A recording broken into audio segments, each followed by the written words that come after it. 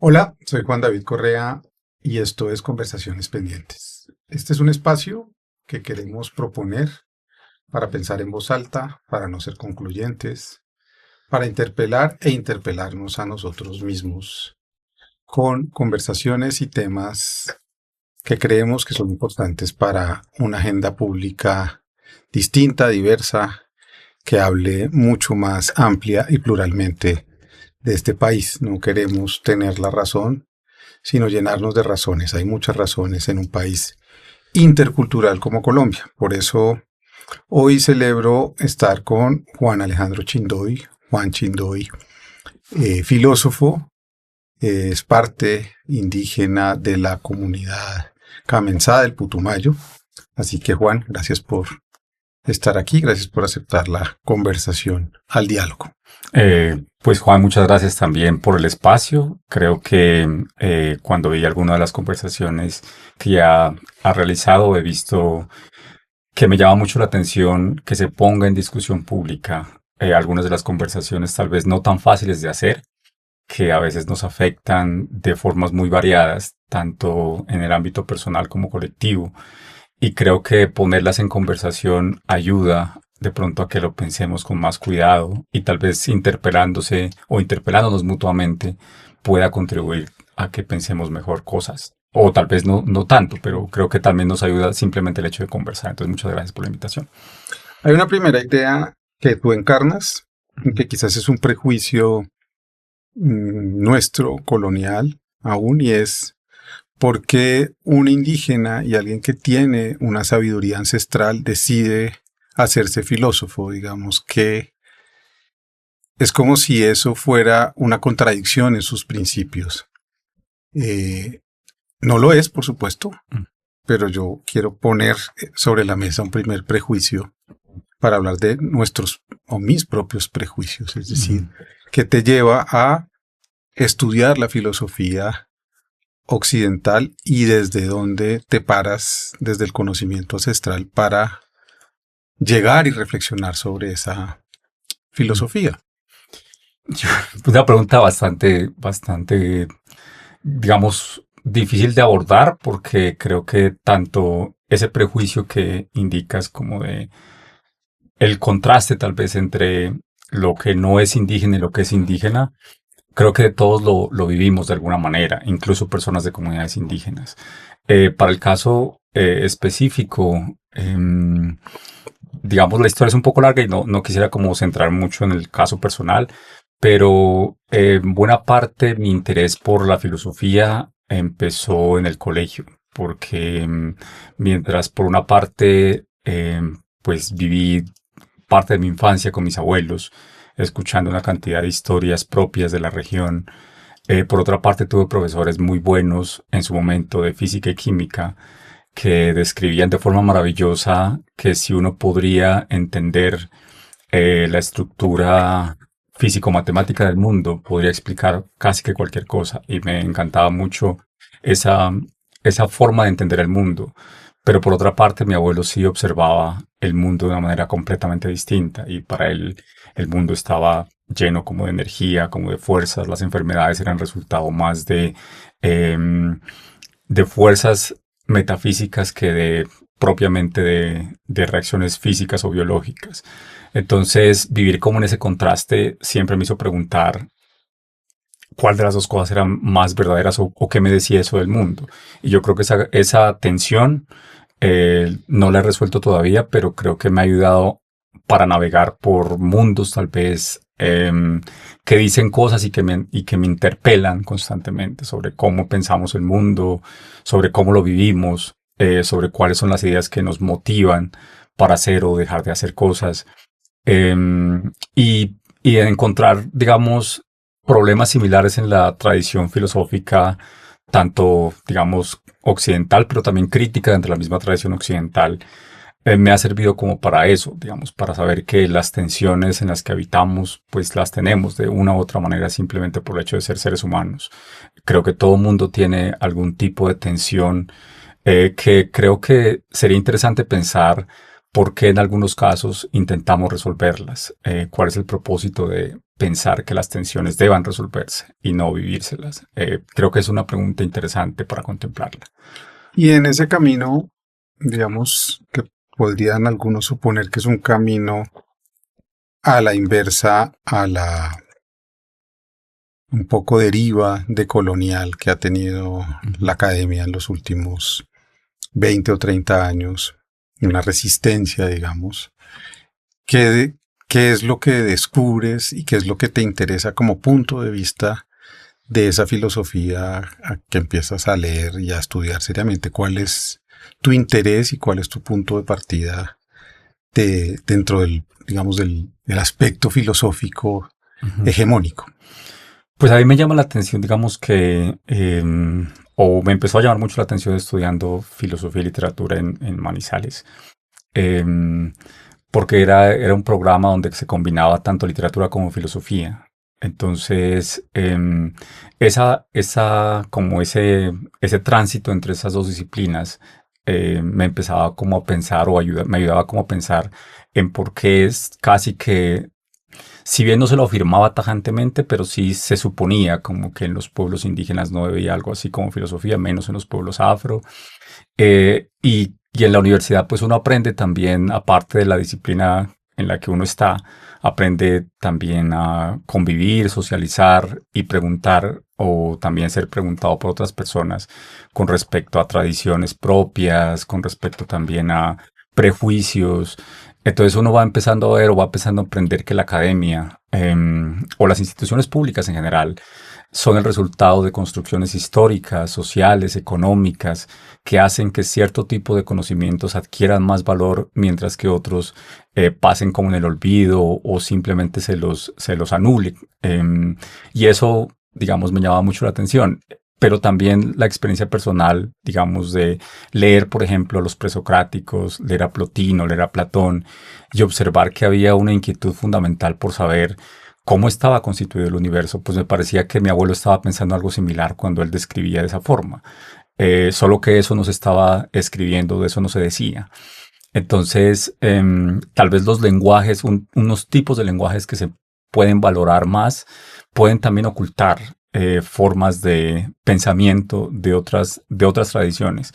Ese fue como uno de los primeros impulsos, pero creo que un mayor impulso lo tuve cuando tuve la oportunidad de estar fuera del país y conocer una parte del pensamiento afroamericano, estadounidense, y era cómo ellos sistematizaban, y también el pensamiento indígena norteamericano, que sistematizaban sus pensamientos, que empezaban a escribir sobre sus propias historias.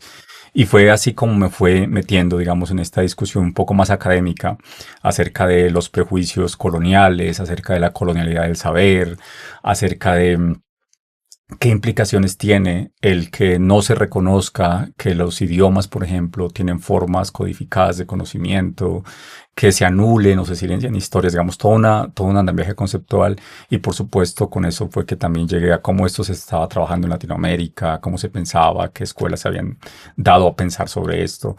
Pero curiosamente también me llamaba mucho la atención que la misma pregunta por si había o no filosofía latinoamericana estaba permeada por un prejuicio grande.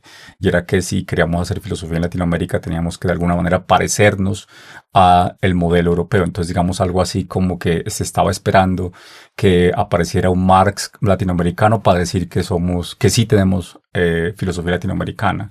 Digamos, como casi que validando de antemano un criterio con el que se mide qué es o qué no es filosofía. Entonces, toda esa discusión académica me ha interesado mucho y pues parte del trabajo que hago ahora es tratar de observar o detectar prejuicios en la forma como pensamos los problemas filosóficos particularmente, pero otro tipo de problemas también. Si tuvieras que explicarle a alguien del común que no está dentro de los debates intelectuales, ¿qué es lo colonial en el saber? ¿Cómo le dirías eso desde tu punto de vista? ¿Qué es lo que se ha impuesto colonialmente y el peso de la palabra colonial entre nosotros, que a veces se discute con una tranquilidad y una frugalidad, como diciendo, eso ya fue el pasado, eso ya no existe, nosotros ya no somos eso? ¿Cómo lo ves hoy y cómo le explicarías a alguien que todavía, a menos que pienses lo contrario, estamos dominados por un sistema de pensamiento colonial? Pues yo empezaría, digamos, con una parte de su propia experiencia, digamos, de la persona con quien sea importante hablar, y es preguntarle si en su formación, bien sea de colegio, creo que muy pocas personas podrían contradecir esta hipótesis, pero creo que buena parte de las personas del que hoy estamos en Colombia conocemos o conocen sobre algún idioma indígena, sobre algún tipo de literatura que les pusieron a leer en el colegio, que les dijeron, mira, vamos a leer literatura, entonces leamos el Yurupari y también leamos a Homero, algo así. Es muy escaso que se encuentren ese tipo de casos. Probablemente, pues, existan excepciones, por supuesto, pero en general creo que empezaría preguntándole a qué crees que se debe el que cierto tipo, con esa experiencia muy básica, cierto tipo de conocimientos sean validados o por qué crees que eso se da. Empezar por esa conversación. Digamos, o cuéntame cómo fue tu formación en el colegio, o cuéntame cómo fue tu formación en la universidad. ¿Te hablaron sobre pueblos indígenas o simplemente te dijeron que es un mundo de personas que tienen taparrabos y que tienen plumas y que aparecen de vez en cuando en algún centro diciendo este es el indio amazónico o algo por el estilo? Digamos, empezaría hablando un poco de la experiencia de las personas. Les preguntaría eso. O también empezaría, ¿qué se te viene a la cabeza cuando piensas en personas indígenas o personas afro? ¿Cuál es la primera idea que aparece en tu cabeza? Y empezaría a partir de allí a decir que las razones por las que atribuimos como ciertas características o cualidades o ignorancia de las comunidades y de los conocimientos de estos pueblos se debe a una condición colonial. Entonces empezaría a explicar, pues América es un invento colonial, la idea de lo indígena es un invento colonial, y empezaría como a mostrar que eso se debe a un resultado histórico, digamos, más o menos empezaría como por eso, de la experiencia de las personas. A mí me pasa mucho cuando empiezo con los estudiantes digamos, donde tengo la oportunidad de hacerlo, y es preguntándoles eso. Preguntarle a ustedes, ¿les enseñaron algo de esto? Lo he preguntado en varias universidades públicas y privadas y es notorio que la mayoría, claro, en general los jóvenes son menos prejuiciosos, bueno, no siempre, pero dicen muchas veces lo que piensan. Entonces yo digo, esto no es para calificar, tranquilos, pueden decir lo que sea. ¿Qué es lo primero que se viene a la cabeza cuando piensan en estas realidades? Y se encuentra uno con esta idea muy persistente y es la imagen de lo indígena y de lo afro. Es una imagen de un tiempo pasado. Es como si lo indígena no estuviera vivo, como si no hablara por sí mismo. Es siempre como una imagen bastante colonial. Y ahí es donde yo empezaría como a decir, esto no es gratuito. Eso es el resultado Y del ahí proceso hay un colonial. proyecto intelectual Claro, en ese borramiento, claro, ¿cierto? claro. ¿En qué consiste, digamos, filosóficamente? Porque ese era mi punto de partida de la pregunta. Es muy interesante que tú, digamos, entres en el sistema filosófico académico tradicional, pero lo que vas a empezar a constatar es que eso ha sido un programa validado por ese sistema filosófico. Ujú. O sea, Sí. cuando tú lees, por ejemplo, Ujú, a Humboldt, ujú, cuando llega al Amazonas y dice cosas como algún día esta selva serán potreros en donde pastarán las vacas. Algún día ujú, podremos civilizar eso, ujú, ¿cierto? Y empiezan a aparecer esas ideas una y otra vez. ujú, Cuando lees a Rousseau y habla del buen ujú, salvaje, cuando lees todas esas ideas filosóficas ujú. y empiezas a constatar eso, ¿cómo puedes contestar eso desde adentro? ¿Es contestable Ujú. o simplemente es verificable? No, yo creo que la discusión crítica es importante hacerla. Digamos, por ejemplo, una de las ideas que a mí me impacta mucho es si uno ve, por lo menos en buena parte de los inicios de la filosofía moderna, centrados en la fundamentación del Estado moderno, están basados en una idea según la cual hay que superar lo natural. Y es claro que en los textos tanto de Hobbes como de Rousseau como de Locke, aunque obviamente no están diciendo lo mismo, pero el, el mejor ejemplo que usan para describir el estado natural que hay que superar es el mundo indígena. El más claro de ellos es John Locke. Pero también lo tiene Hobbes. Digamos, él dice, yo no estoy haciendo un argumento histórico, estoy haciendo un argumento hipotético. Pero si me pide un ejemplo, eso lo dice en el capítulo 3 y 14 de Leviatán, si me pide un ejemplo de dónde yo puedo encontrar que hay un estado de guerra constante es en el mundo indígena. Lo mismo Locke, en el capítulo 5 de la fundamentación del gobierno civil, aparece claramente que la naturaleza hay que domesticarla y que mejor vive un campesino en Londres que un rey en Norteamérica.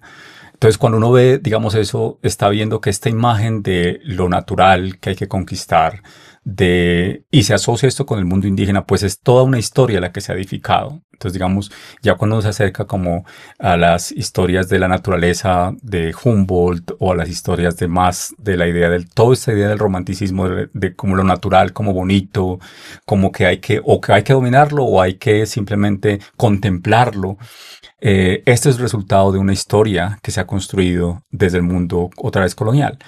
Em, Uno también puede revisar esto críticamente y decir, vea, ¿y estos de dónde tomaron esta idea o por qué tomaron esta idea? Entonces uno se va y se encuentra que parte de este imaginario de que lo natural haya o sea necesario conquistarlo, pues está en las cartas de Colón, cuando él empieza a hacer una descripción clara, diciendo, mira, hay dos grupos de indígenas, unos que son salvajes, indomables, caribes, guerreros, y otros mientras otros nos dan la bienvenida y están como dispuestos a hablar con nosotros. Bueno, toda esta imagen que tiene Colón en las cartas. Entonces uno sabe que viendo esa historia, sabe que este tipo de imaginarios, digamos, de exploraciones, de investigaciones, están plagadas con ese tipo de prejuicios.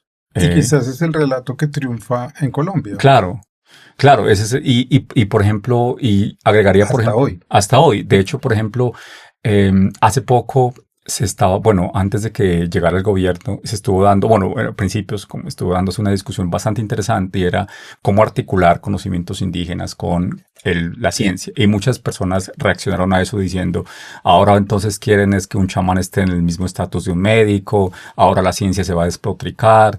Bueno, toda una discusión que perdía de vista un punto central y es que la ciencia, la investigación científica, no es neutral con respecto a ideales políticos, con respecto a quienes financian y quienes no investigaciones científicas. Y es muy curioso que en Colombia se quite esa conversación, mientras que digamos, es curioso dentro del ámbito de la ciencia, porque si uno revisa, por ejemplo, de las revistas más prestigiosas de ciencia, la revista Nature, en el 2021 sacó un artículo donde decía, donde se identificaba cuáles eran los prejuicios raciales en investigaciones sobre genética que se hacían en Latinoamérica, en Brasil, en Colombia, en México. Y para contarlo de manera muy simple, se decía, vea, hay una investigación del 2006 que se hizo en Antioquia para ver si los antioqueños eran más cercanos a los europeos o no. Hicieron la investigación como en las partes más altas de Antioquia y dijeron sí, el 70 y el 80% de la línea genética de los antioqueños tiene parentesco europeo. Y eso validó la idea según la cual ellos se parecen a los europeos. Y entonces algo así como que allí no hay mundo indígena, pero no hicieron una investigación completa en todo el departamento de Antioquia, no lo hicieron en los ríos o en las costas antioqueñas o en las zonas calientes de Antioquia, en las zonas, digamos, de clima caliente. Entonces uno sí ve, y eso es del 2006, y sí ve entonces que mientras que en la misma discusión académica de la ciencia hay un reconocimiento de los sesgos raciales y de los prejuicios coloniales, en el mundo eso hay, ¿por qué en la discusión científica en Colombia poner un tema de estos es como decir, ah, no, es como trivializar la discusión? Es decir, no, aquí se va a dañar la ciencia, se va a dañar la objetividad, aquí se va a cuestionar lo que ha sido verdadero, en lugar de decir, ¿por qué estamos preguntando eso? ¿Qué hay detrás de eso? Por un lado hay una negación de esta ciencia tradicional, digamos, esta ciencia hegemónica, y la hemos visto en la prensa, Mm. los teguas, los brujos, Ujú, para, por ejemplo, intentar proteger un conocimiento ancestral como la partería. ujú, Un ministerio como el de Cultura ha tenido cientos de problemas porque es un problema de salud pública, dicen ujú, algunos, es decir, tener un hijo con conocimiento tradicional puede ser perseguido, como pueden Claro. ser perseguidos una serie de prácticas por considerarlas poco higiénicas, salvajes. Ujú. Pero por el otro lado, hablábamos antes de comenzar a grabar de algo que también es interesante para no solo poner el acento en, digamos, en lo que es más obvio, que es la hegemonía que quiere negar Ujú. al otro desde hace 5 siglos en gracia y discusión. Y es la propia condescendencia de quienes han estado con el movimiento indígena y dentro del movimiento indígena y entre los propios pueblos indígenas. Ujú. Es decir, produzcamos esa discusión que es, digamos, es relativamente, no fácil, pero digamos, es relativamente cómoda, ¿cierto? Ujú. Hay una gente que quiere negar ese país, Ujú. lo sabemos, ha producido violencia sobre ese país, pero no tengamos la conversación nosotros Ujú. de considerar que también hemos romantizado y hemos de alguna manera condescendido con que no podemos ser críticos Ujú. sobre qué ha pasado con los indígenas en Colombia, los Ujú. diversos pueblos y además su diversidad y su diferencia, porque Ujú. lo indígena no es solo una cosa. Claro. Hace unos 3 semanas yo asistía pasmado a la emisión de la mañana de W Radio diciendo que los pueblos indígenas, ni siquiera los pueblos, los indígenas estaban bloqueando Bogotá. Ujú. Los indígenas eran una entidad abstracta, como si fueran todos. No se sabía ni cuáles eran, ni de dónde Claro. venían, no importaban. Eran Ujú. unos indígenas que estaban. Ujú. Y, y evidentemente esto se va repitiendo y repitiendo, pero no hay tampoco una discusión crítica y me gustaría que hablaras de eso. Ujú. ¿Cuál es la discusión que tendríamos que empezar a tener, para entender esa diversidad, esa complejidad? No Ujú. todo es lo mismo, los Ujú. lugares son distintos, las lenguas son distintos, los Ujú. imaginarios son distintos, los sistemas de conocimiento son distintos. Ujú. Pues yo creo que es una pregunta todavía más compleja de las preguntas complejas que ya eh, has elaborado. Eh, y en esto yo quisiera como primero tener un poco de prudencia en la palabra, lo que voy a decir, pero también decir lo que yo pienso en este momento. Digamos, lo que yo pienso en este momento ha sido como resultado de conversaciones con varios colectivos de jóvenes, sobre todo. Y a mí me ha llamado mucho la atención algunos temas que han salido también que son de conocimiento público. Por ejemplo, eh, el suicidio juvenil es el más alto en en las comunidades indígenas amazónicas. Digamos, allá es donde la gente, los jóvenes no encuentran, muchos de ellos no encuentran el sentido de su existencia con base en los relatos de los propios pueblos. Y muchas de las autoridades quieren, de las mismas comunidades, no hacen un trabajo cuidadoso con respecto a examinar por qué se está dando ese fenómeno, sino que atribuyen en buena parte la responsabilidad a los mismos jóvenes. Entonces yo creo que hay una conversación, por ejemplo, pendiente para examinar dentro de las mismas comunidades qué está pasando. Pero también pasa, y en este caso lo puedo decir, y no tengo problema en decirlo en ningún ámbito público, incluso en mi propio pueblo, por una parte se elogia, claro, la figura de la autoridad tradicional, del mayor que sabe, pero también se oculta a veces detrás de eso que en muchos casos muchas de las personas dentro de las mismas comunidades no se ven representadas con las mismas autoridades. Y no se ven no por capricho, sino porque sienten algo que en la compleja realidad del mundo indígena es cierto. ¿Y cuál es esa realidad? Es que después de 1991, si bien se ha incrementado, que es un hecho que yo aplaudo mucho y con el que me identifico completamente, la representación de personas indígenas en espacios públicos se ha incrementado y es notorio y creo que eso ha contribuido mucho. Pero eso no ha atacado las estructuras sociales y económicas con las que vivimos como personas indígenas. De hecho, en esta misma revista de la que cité previamente, hay como hay una gráfica que identifica que en los 5 países, Colombia, Brasil, México, si no estoy mal, Panamá y Ecuador, si de pronto se me escapa alguno, bueno, no sé, donde dice que después de los 90 la pobreza es la misma, digamos, la condición, por lo menos si se mide pobreza en eso, uno podría cuestionar eso todavía, pero es significativo. Digamos, 60% de la población indígena en Colombia vive con 5 o menos $5 al día, o sea, con 20.000 pesos o menos. El 60% de la población indígena. Es casi que la misma cifra antes de los 90. Entonces uno sí, claro, cuando uno dice, ¿por qué los jóvenes o por qué personas de las comunidades dicen que las autoridades no los representan? Porque en buena parte también ha existido ese fenómeno de que se usa la figura de la representación política sin atender cuidadosamente a quienes se representa. Entonces hay como, y eso ha estado permeado. Otro elemento para evaluar, por ejemplo, no es gratuito que en Colombia hoy existen más de 100 organizaciones distintas y cada una reclama por sí misma que está trabajando por su propio pueblo. Entonces, toda esa complejidad interna que existe y la ausencia de discusión crítica, además, pues lo que hace es que el mundo indígena, que fue fragmentado, que ha sido siempre fragmentado, se esté todavía fragmentando más.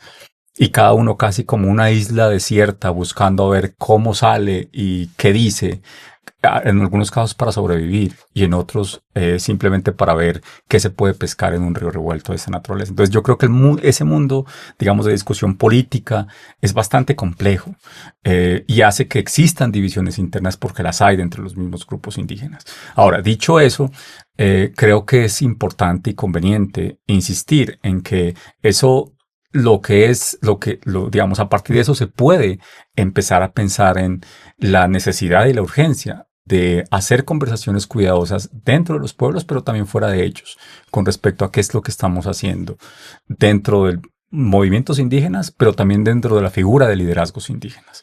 Porque creo que en muchos de los casos se pasa la figura de la autoridad como una autoridad que no se puede cuestionar. Y eso creo que me parece problemático, me parece complejo decir eso simplemente porque eso se esté ocurriendo en comunidades indígenas. Digamos que así a manera de provocación lo pondría en esos términos. ¿Y cuáles serían entonces, en un momento de cambios en Colombia, no que no hayan ocurrido antes, venimos de 50 años o 70 años de procesos sociales importantes, o de un siglo, si queremos, en el sentido, digamos, de movimiento indígena, de los movimientos sindicales, de los movimientos campesinos, de los movimientos negros, de los movimientos de mujeres, en gracia de discusión en diversos momentos históricos, por supuesto, unas emergencias y unos liderazgos que se concretan, a mi manera de ver, en la llegada al poder de este gobierno. Uh-huh. No en una unicidad ni mucho menos, pero sí en una expresión de muchas de estas voces que hoy están ahí, mal que bien están ahí. Pero ¿cuál sería entonces la línea de fuga para entender cuál tiene que ser la agencia de esa diversidad y esa interculturalidad de ese lugar que imaginamos llamar Colombia? ¿Cuál sería para ti la salida o lo que tendríamos que empezar a construir distinto a esa identidad hegemónica central que consideraba que tenía que proteger y tenía que dominar y tenía que legislar sin entender esa interculturalidad? Pues yo diría como que hay algunas ideas provenientes de pueblos indígenas que tal vez podrían servir un poco, pero tratarlas de conversarlas con cuidado. Por ejemplo, creo que cuando en muchos de los pueblos indígenas se afirma o se dice es importante cuidar la palabra, cuidar el pensamiento, caminar con ellos, pensar eso con cuidado no es trivializar y decir vamos a volver a un pasado. Es en el mismo hecho, por ejemplo, decir estamos caminando con la palabra. Es claramente que estamos diciendo que la palabra no se puede estancar, que tenemos que seguir vitalizándola. Y eso mismo nos da como pie para decir, por lo tanto, las cosas no están, digamos, no estamos llevando esto a un apocalipsis, pero necesitamos conversar las cosas, necesitamos decir cómo las personas perciben, cómo nos sentimos dentro del mismo, digamos, internamente dentro de pueblos indígenas. Entonces, hay una parte, creo yo, que es como de tratar de ver si hay ideas provenientes de pueblos indígenas que puedan tal vez mostrar una perspectiva amplia de para dónde podemos ir o qué podemos hacer. Me parece que la idea de pensar en la palabra viva, en el cuidado de la palabra, y uno puede dar muchos ejemplos de ello. Por ejemplo, casos en los que uno puede decir, cuando estos abuelos y abuelas, que no son autoridades políticas en sus propios pueblos, pero que dicen, es que hay que cuidar la palabra, cuidar el pensamiento, porque con una historia mal contada estamos destruyendo, y con una historia bien contada estamos construyendo. Yo creo que se puede entender eso de manera muy clara con respecto a decir, esa es una invitación a pensar no solamente para las comunidades indígenas, es para invitar a pensar a cualquier persona. Entonces, digamos, hay ideas provenientes del mundo indígena que si se conceptualizan, se discuten, se comprende su significado, podrían ayudar tanto dentro del mundo indígena como fuera del mundo indígena para saber por qué estamos. Observe, por ejemplo, que lo que usted mencionaba ahora, ¿no? En muchos de los medios hegemónicos, medios de comunicación hegemónicos, lo indígena es eso, es como se trivializa o se dice cualquier cosa, Acción, sí, pues. una cosa que no tiene ni vida, que no hay ni siquiera interés por averiguar por qué ocurre eso, qué pasa, por hacer algún tipo de acercamiento, por invitar a personas para que se pongan a conversar sobre eso, sino que simplemente es decir, ah, bueno, eso es una cantidad de indígenas que otra vez vienen a bloquear, o estos son todos los indígenas, y todos los indígenas, o todavía prejuicios más fuertes en los que yo me he encontrado, que es los indígenas no esperan sino que el Estado les patrocine, les dé todo. Los indígenas no hacen sino ser beneficiarios del Estado. En algún momento un profesor de economía de una universidad que no voy a nombrar, me decía, es que ustedes, ¿cuál es la riqueza que ustedes le contribuyen al país? ¿Cuál es la riqueza que usted, por ejemplo, le contribuye? Entonces yo tuve que decirle, porque uno va aprendiendo también cosas de esas, yo le dije, yo estoy seguro que si yo le muestro los impuestos que yo he pagado en los 4 años que yo estoy haciendo una vida pública de trabajo en universidades, yo he pagado más impuestos que usted y estoy más seguro también que le he pagado incluso más impuestos que, claro, por una parte eso es validar el criterio que ya me está poniendo, pero también es como cuestionar eso, decirle, ¿por qué está usted partiendo como de una premisa tan elemental que dice, primero, que uno pueda medir la riqueza, segundo, que automáticamente, simplemente porque yo soy indígena, usted automáticamente me está diciendo como si yo no estuviera haciendo nada y como si yo nunca hubiese pagado ningún tipo de impuestos, si no fuera también, además, porque es muy notorio esto, indígena es una cosa y colombiano es otra cosa, es Exacto. como si, entonces los indígenas y los colombianos, Peñalosa hace poco decía eso, por ahí en un tuit decía eso, es que los indígenas tendrían que tener alguna cosa, y es una retórica a la que yo trato de no darle eco, pero a veces como que es tan burda eh, que uno dice, Pero tan definitiva, claro, porque y va es fija, marcando, ¿no? claro, y va marcando, entonces uno a veces sí se siente como que contestar esto es como darle credibilidad en parte, porque es darle fuerza, pero no contestar también es un problema, porque va precisamente afectando y va creando un ambiente social en el que el racismo, el clasismo se va intensificando y se va haciendo como parte de la vida de las personas. Y el capitalismo ha tenido, pues siempre Mm, una manera de actuar y de funcionar, y con más énfasis en estos últimos 30 años de neoliberalismo, mm, de ir capturando las mentalidades. Y mm, eso pone unos retos distintos, porque también uno se pregunta, para cambiar estas ideas, se necesitan sujetos que asuman y que se asuman de otra manera en el mm, poder, pero parece que el poder captura todo y lo hace parte de una misma estructura, si se quiere. Y eso uno lo ve a veces como algo dramático, un poco que sí. ciertos liderazgos terminan siendo articulados a esas lógicas, pues porque es un mismo lugar, ¿no? Es un mismo Ujú, país, no es una nación indígena y una nación ujú. colombiana. ¿Cuál sería la manera de empezar a vencer esa especie de frontera invisible que a veces ocurre entre incluso esos liderazgos que llegan Ujú, a ocupar altos cargos del Estado? Y entonces se convierten un poco en depositarios de una ilusión de que alguien va a hacer algo ujú. por la comunidad o por... Y pues es evidente que no se puede, que uno solo no puede, Claro. que el país debería imaginar su acción política, institucional, económica de otra manera. Ujú, Eh, Incluso hay quien discute la lógica administrativa que ujú, proviene de la época colonial, los resguardos, ujú. y es y se sirve de eso para acusarlos a ustedes de que ya les regalaron tierra, Sí, claro. de que ya no pidan Ujú, más, ¿cierto? ujú, ¿Qué opinas un poco de esas estructuras que hemos fijado después de 34 años de constitución, ujú. eh, que han tratado de articular unas nuevas formas administrativas que no sé si terminan o no terminan de funcionar? Y si cualquiera que sea la respuesta, ¿qué deberíamos hacer para que empiece a cambiar la mentalidad? Mm, Porque creo que es un problema cultural. Y no, claro. obvia, no es una pregunta capciosa, es una Mm, reflexión que me hago en voz alta para que mm. conversemos, ¿no? Sí, yo también he pensado algo de eso, ¿no? Como dado este mundo donde, digamos, este mundo capitalista neoliberal, donde todo se puede, finalmente todo se puede convertir fácilmente en una mercancía. Uno se puede convertir en una mercancía, una mochila que era una tradición histórica, un legado de un pueblo, una forma de contar eso, se puede convertir en una mercancía solamente. Incluso el presentarse uno mismo como persona indígena ante un mundo que también le gusta captar eso y verlo como un ejemplo más casi que de vitrina. También, pues ser consciente como que está viviendo en esa realidad es bastante complejo, es bastante diciente.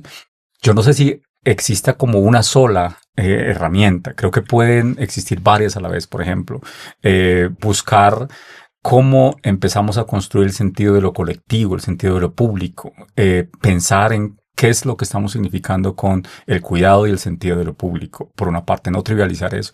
Pero también creo que esta es ya una perspectiva más, digamos, de reflexión personal. Creo que al menos desde el mundo más cercano que conozco, del mundo indígena, de variados pueblos, tanto la Amazonía como de la Guajira, como la Sierra, como el eje cafetero, y del Cauca y de Nariño, creo que es muy diciente que buscar en palabras de sanación, digamos palabras o un mensaje de sanación, se está diciendo no solamente que hay que cuidarnos, sino también se está diciendo que tenemos un alma rota, un alma herida, un alma fragmentada. Y creo que eso no solamente se aplica para el mundo indígena, creo que se aplica para Colombia en general. Digamos, en Colombia no hemos sido capaces tal vez de reconocer esas heridas internas que llevamos y que cargamos. Y es muy notorio que las intentemos simplemente camuflar o simplemente ocultarlas y creer que, por ejemplo, en el mundo académico que yo veo eso se manifiesta muy notoriamente en el hecho de querer publicar o hacer cosas para afuera, pero no saber por qué estamos haciendo eso en primer lugar. En el mundo indígena se ve eso queriendo parecernos a un gobernante que admiramos, pero no otra vez pensando ¿para qué estamos haciendo eso?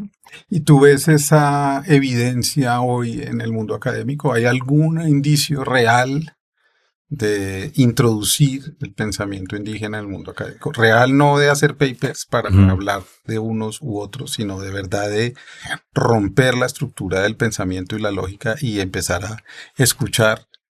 Pues yo creo que sí hay unos, digamos, hay unos intentos. Ha habido buenos intentos en donde yo veo es en filosofía de la ciencia, por ejemplo, pero también en filosofía política.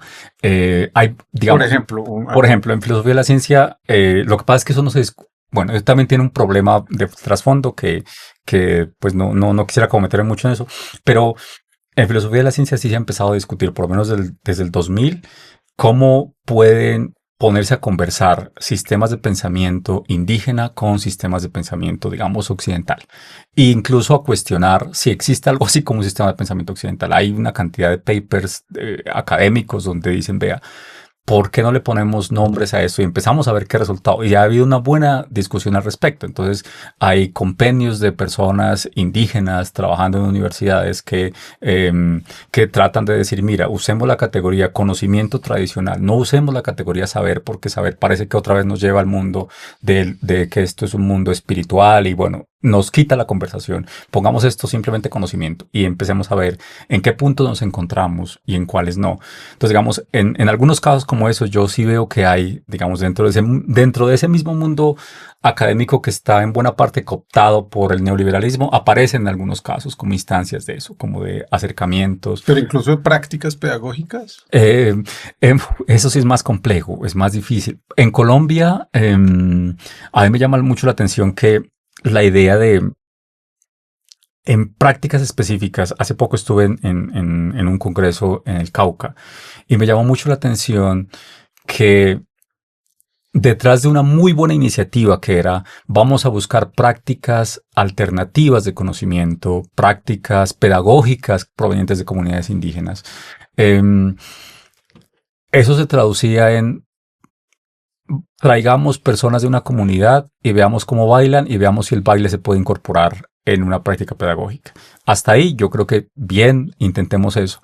Pero entonces cuando uno pregunta, y en ese caso yo lo pregunté así directamente, bueno, ¿crees que una práctica de esas podría servir para enseñar matemáticas, trigonometría, física? O esa pregunta, si la hago, no es una pregunta de vida.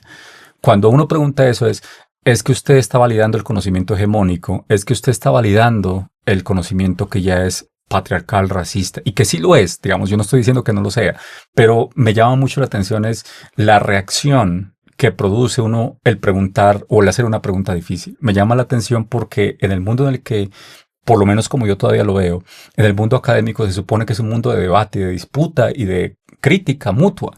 Y se supone que a partir de eso es que empezamos a crear y construir conocimiento. Pero como cada uno está más que tratando de validar su propia idea, en lugar de ponernos a conversar, pues cuando le cuestionan ideas a una persona, a veces la reacción es usted es occidental, usted es un indígena que nos vendió, algo así.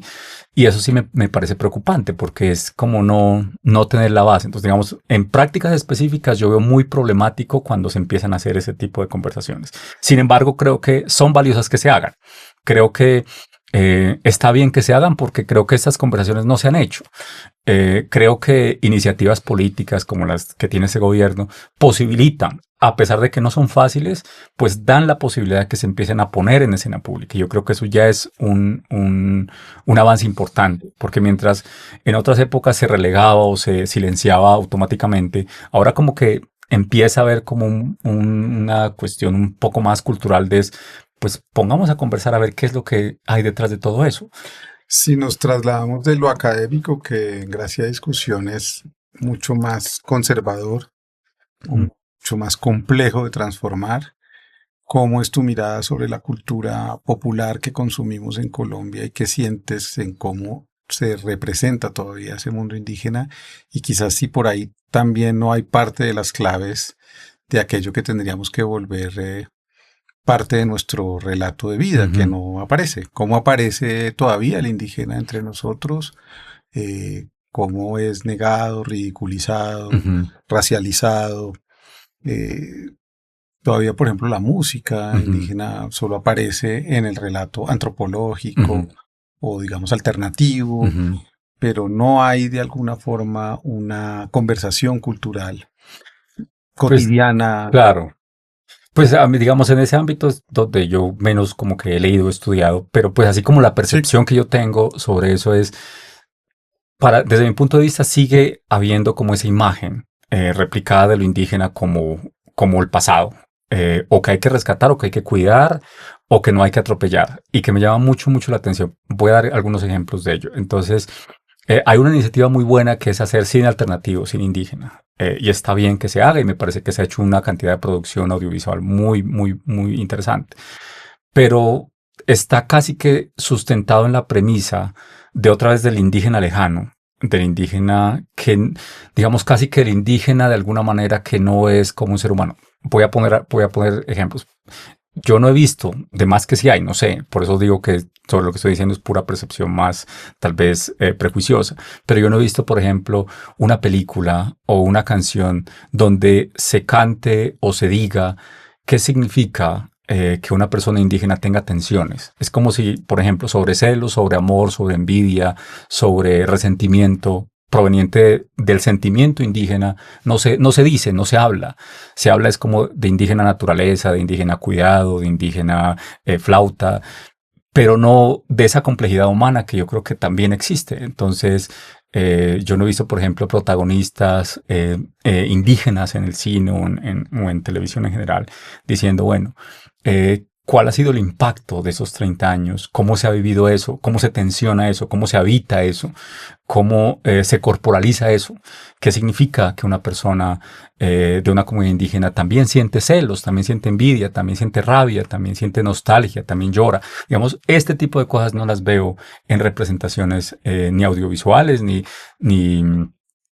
de cine, ni de música. Es como, otra vez, lo indígena es más, o tiene que necesariamente hablar de su pueblo, de su tradición, y que yo no necesariamente estoy diciendo que esté mal, pero sí me pregunto en qué medida eso continúa de alguna forma replicando el imaginario de que lo indígena es algo lejano, separado, y no es algo con lo que nosotros también vivimos, digamos, con lo que cualquier persona pueda vivir. Tal vez existan manifestaciones y modalidades interesantes, pero simplemente el hecho de que eso no exista sí me llama mucho la atención. Claro, yo sé que la objeción que se me ha hecho cuando yo digo eso es, bueno, ¿y usted por qué no empieza a hacer eso? Entonces, ¿usted por qué no empieza a escribir sobre eso?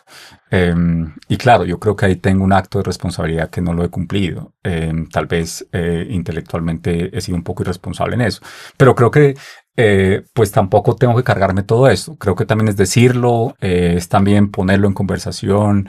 Lo he puesto en conversación en espacios de cabildos urbanos acá en Bogotá, pero también en colectivos de jóvenes universitarios, donde se ponen estas ideas. Lo que pasa es que como estas ideas no son las que, digamos, se ponen en tantos escenarios, pues van haciendo cambios muy leves, pero yo creo que son importantes hacerlos. Bueno, tanto como que haya una embajadora indígena hoy ante la ONU, haya una ministra, Claro, quiero decir, no por indígena solamente, sino porque hay un lugar que se ocupa desde ahí y eso es una mirada distinta para lo que sea, ¿cierto? sí. Pero yo creo que eso ya produjo un cambio en este país, un cambio Ujú, de sensibilidad y un cambio de quienes ven desde afuera ahora el poder y ven que el poder puede estar habitado por ujú, otros. E ujú, insisto, esto no es un calificativo ujú, moral de lo bueno o lo malo, pero en todo caso sí es por lo menos un agenciamiento distinto de gente que podemos, porque pues yo también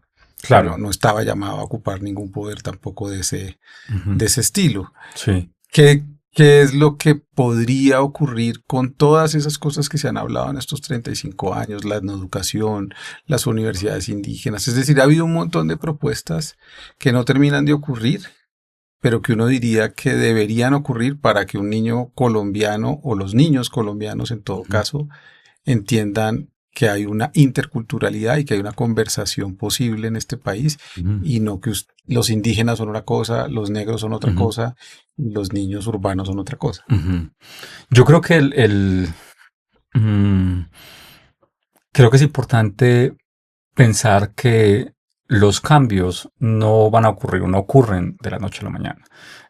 Y que tener eso en mente eh, facilita por lo menos la idea según la cual esto tal vez no lo estamos trabajando y no lo estamos haciendo para cosechar los frutos en esta generación. Tal vez eso sea una consecuencia que no lo vamos a ver. Tal vez tener eso presente puede ayudarnos un poco, tal vez para que no nos desesperemos cuando no observamos cambios tan inmediatos. Entonces, claro, sí es significativo que estén personas de comunidades indígenas en altos cargos del gobierno. Me parece importante, pero otra vez, si no se hace la conversación de qué significa eso en términos de las realidades estructurales de pueblos indígenas, pues se puede quedar otra vez en el cuento mismo de tenemos dos senadores indígenas, entonces ya hay un cambio político. Sí, como le Sí, ocurre al feminismo que es claro, cooptado por el neoliberalismo, claro, con la entonces cuota del que llegó y ya con este sí, cumple su... entonces eso es un riesgo que yo creo que lo podemos aprender y creo que ese riesgo, digamos, leyendo un poco de historia política, uno puede entender que ese es un riesgo real, ese no es un riesgo, no es una acusación a la persona que está ocupando el cargo, es más una preocupación crítica con respecto a cuáles son los procesos de transformación estructural que eso pueda generar. Y yo creo que hay casos, tanto en las Américas hay casos notorios. La llegada de Obama, la llegada de Evo Morales, en algún momento representó como una promesa de cambio racial, pero en sí mismo ya nos hemos dado cuenta que eso, digamos, la llegada de Obama al poder cambió muchas cosas, pero no Pero cambió la se realidad de los articuló. jóvenes que en las calles los persiguen por ser negros. La policía siguió haciendo eso de manera todavía mucho más violenta. Entonces yo creo que, claro, otra vez, no estoy diciendo que eso no haya servido, estoy simplemente señalando que es importante ver con pausa que este tipo de cosas que están ocurriendo para beneficio social, no pueden perder de vista también su mirada crítica, su mirada de que, bueno, hacia dónde o cómo podemos encaminar a encauzar mejor esta conversación. Entonces, digamos, ahí hay una conversación creo que pendiente, pero también creo que el simplemente darnos cuenta que los cambios tal vez no son para nuestras generaciones, pero que eso no implica que no valga la pena insistir y luchar por ellos, que no es un asunto personal, no es un asunto de si me nombran a mí o si nombran a alguien, es un asunto de tenemos una realidad política compleja, una realidad económica, uno de los países más desiguales del mundo Y es nuestra tarea hacer algo por cambiar esta situación, incluso si nosotros no somos beneficiarios de ello, incluso si nosotros no vamos a ver los frutos. Digamos, no perder ese punto me parece importante, porque si no creo que podemos fácilmente desesperarnos, decir, no, pero no vimos el cambio, no, es que no ha significado mucho, no se ha traducido mucho. Entonces yo veo como de esa manera, yo lo veo como que es un trabajo colectivo constante. Y al ser un trabajo colectivo constante, otra vez voy a tomar esa palabra de muchos pueblos, es caminar con la palabra, es saber que la palabra, el lenguaje, está construyendo una realidad. Construimos, pero esa construcción no se da armónicamente en el sentido de que todos estamos de acuerdo. Se da con tensiones, con fisuras, y es parte del caminar con la palabra, así como cuando uno camina con una persona al lado. Hay rupturas, hay tensiones, hay momentos en los que la otra persona que está acompañándonos o quienes estén acompañándonos quieren distanciarse un poco. Y está bien que eso ocurra, porque eso es parte del significado de caminar con la palabra. ¿Por qué crees que el neoliberalismo ha despreciado tanto eso, la idea de la palabra? De creer y más bien de propagar la idea de que conversar y atender a la palabra y entender la palabra. Porque es una amenaza, yo creo que es una amenaza para el capitalismo y para el neoliberalismo, el que la gente sea, digamos, que tengamos colectividades, que entendamos que somos parte de digamos, uno de los éxitos, me parece, del neoliberalismo es hacernos creer fundamentalmente que estamos solos y que podemos lograr las cosas de manera individual. Y que entonces unirse es un problema, que si no se dan cambios inmediatos, entonces no hay cambio, por eso, digamos, es validar el mismo sistema. El sistema neoliberal se valida así, haciéndonos creer. Digamos, si la gente creyera más en que podemos lograr cosas juntos, en que lo público hay que defenderlo, pues eso se constituye una amenaza para el proyecto neoliberal. Si la gente está convencida fundamentalmente que aquí estamos trabajando para hacer un bien colectivo y no para enriquecernos de forma individual, pues eso se constituye una amenaza y el neoliberalismo reacciona muy fuerte cuando se le presentan amenazas de naturaleza. Yo creo que por eso en los casos en los que los pueblos indígenas, aquí sí de forma muy crítica, insistimos es que es una defensa por el territorio colectivo. Claro, eso se constituye una amenaza directa para un proyecto neoliberal que quiere parcelar, fragmentar y dividir. Y creo que en Colombia mucha gente no entiende esa idea del territorio colectivo. Claro.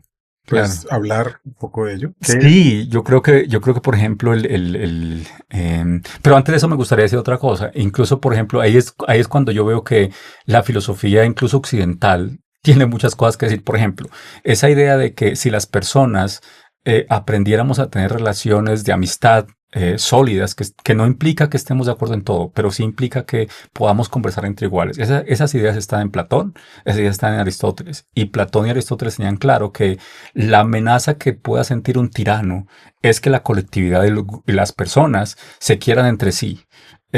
Porque cuando se quieren, no se van a dividir. En cambio, cuando no, es fácil manipularlas.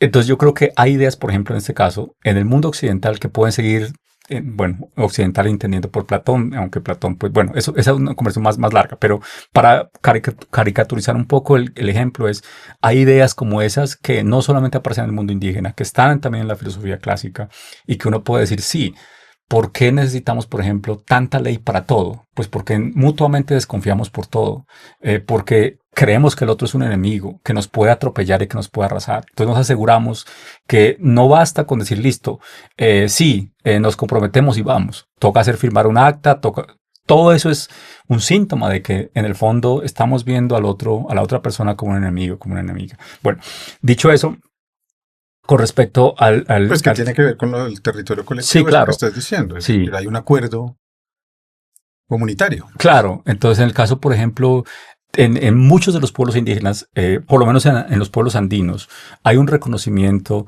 de que el territorio no es un espacio físico y hay términos en los mismos idiomas para identificar y para decir esto es territorio en el sentido físico, eso es tierra que aramos, que cultivamos, pero allí no se acaba la tierra. La tierra tiene un significado mucho más profundo y en ciencias sociales eso lo llaman territorialidad, tiene una cantidad de conceptos, que concepto simbólico del territorio, pero en los idiomas indígenas hay claramente nociones, ideas que dicen, mira, esto es territorio y esto depende a su vez de un territorio más grande. Y el cuidado del territorio pequeño no puede estar exento del cuidado del territorio grande. Eso es parte del pensamiento indígena. Eso está codificado en mitos, en historias, pero está también, digamos, no es un invento de las ciencias sociales contemporáneas como algunos han dicho. No es un invento porque está en el idioma. Y los idiomas no se inventan, no son inventos que están codificados. Voy a usar el mío y el de los ingas, que son los vecinos con los que coexistimos en Sibundoy. En Kamsha se dice Shans para decir el pedazo de tierra que uno tiene para cultivar y para sembrar. Pero se dice Tzpatsan Mamá, que es la gran tierra o el gran territorio del que dependemos para vivir. Y esa distinción es clara, de tal manera que uno no va a decir que va a vender Tzpatsan Mamá, porque eso sería tan ridículo como decir que uno va a vender la libertad. No, usted de pronto usted se quiera vender y como individuo, pero la libertad no se vende, digamos. De algo similar ocurre con este concepto grande de territorio. Bueno, entonces, esta idea de la defensa del territorio colectivo no es solamente una defensa de que queremos que esto se quede así o que eso quede para nosotros. Es un sentido de comprensión fuerte de que el ser humano está llamado a saber que su existencia no depende de sí mismo, depende de el planeta en el que estamos viviendo, para ponerlo en ejemplos simples. Y ese reconocimiento de que la existencia humana no dependa exclusivamente o solamente de lo humano, o no dependa en absoluto, completamente de lo humano, está codificado en las historias de los pueblos, y en la defensa de lo colectivo tiene que ver con la defensa también de que no somos seres que dependemos solamente de nosotros. Para poner esto como un ejemplo tal vez un poco más simple, así como la existencia humana, así como cuando una persona nace, por lo menos sus 2 primeros años, es absolutamente dependiente de alguien. Y si no existieran otros seres que le puedan proveer de protección y de cuidado, esa criatura es imposible que pueda vivir.